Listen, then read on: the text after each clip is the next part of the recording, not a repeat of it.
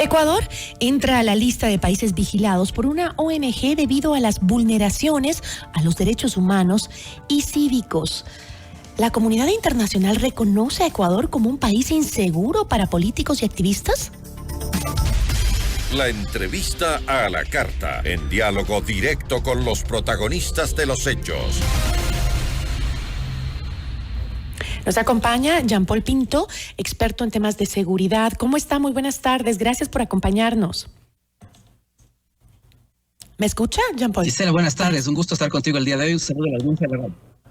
Muchísimas gracias a ti.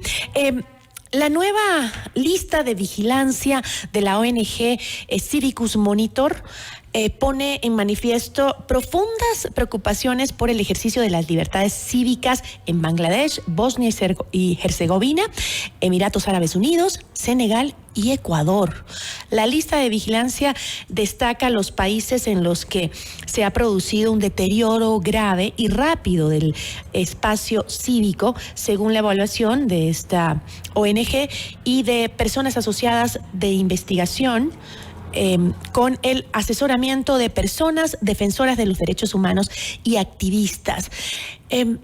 Jean-Paul, mientras el presidente del Ecuador está de viaje por los Estados Unidos en reuniones con el Consejo de Seguridad de la ONU y recibiendo premios por las libertades, Ecuador es considerado internacionalmente un país peligroso para políticos, activistas y también para periodistas. Sí, mira que, bueno, ese no es solamente el único índice que debemos tomar en cuenta. Está también el índice de fragilidad de los estados, donde estamos actualmente en una zona de warning, que significa una zona de alerta, ¿no es cierto?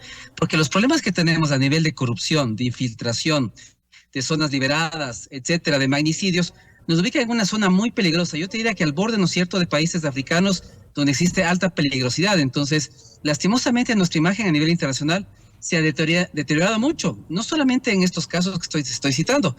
Ya una vez que habíamos planteado el tema del porte de armas como una flexibilización, desde ahí en otros indicadores como el Global Peace Index, el indicador de paz global, también nuestra imagen internacional se vino abajo.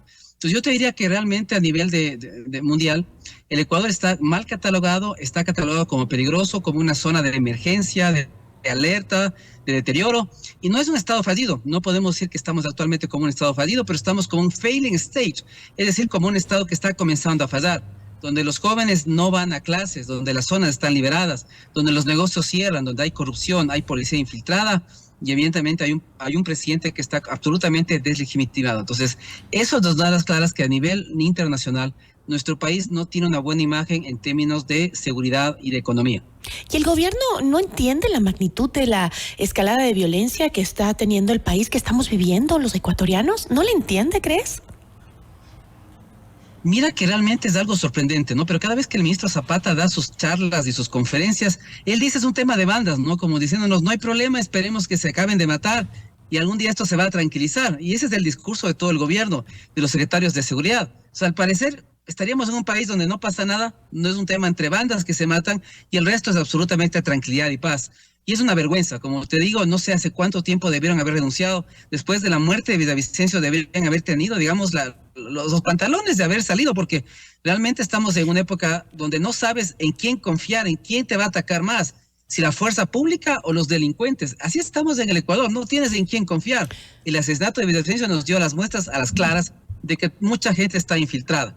Y mientras no tengamos claro quién está infiltrado, el combate al crimen organizado será absolutamente innecesario, sin resultados, porque realmente todo está corrupto, todo está infiltrado, no hay política pública, no hay planes de seguridad. Hasta el día de hoy, yo te puedo decir, Gisela, no tenemos claro cuál es la política de seguridad del gobierno.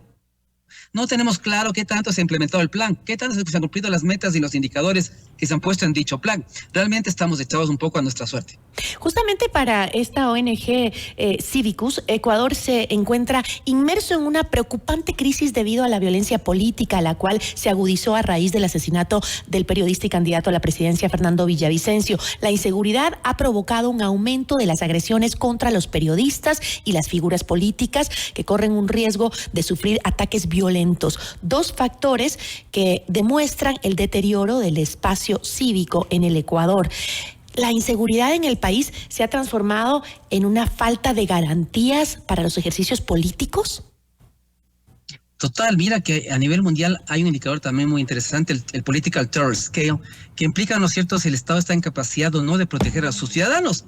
Y en el Ecuador, mira que no es el caso. El tema de Villavicencio es considerado realmente un crimen de Estado, podría ser catalogado como tal, dado la participación realmente directa de la policía en el caso. Vemos que los cuerpos de seguridad fueron infiltrados y vemos también los periodistas amenazados, ¿no? Hace poco también unos colegas tuyos salieron del país. Entonces, implica que el Estado no da las garantías necesarias para que la gente pueda ejercer su derecho al trabajo, ¿no es cierto? En este caso, los políticos, los periodistas. Y entonces, evidentemente, estamos, como te decía yo, en un failing state, un Estado que comienza a fallar, que se comienza a deteriorar. Y nuestro espejo, como yo siempre he dicho, ya no es el colombiano, ya no es el mexicano. Nuestro espejo cada vez más cercano es Haití. Y mira que en el caso del Darién, la mitad de, ¿no es cierto?, de gente que cruza el Darién hasta ahora, en este año, son venezolanos. Y la segunda nacionalidad que ha cruzado el Darién este año son ecuatorianos, por encima de los haitianos. Mira que nuestra crisis no solamente...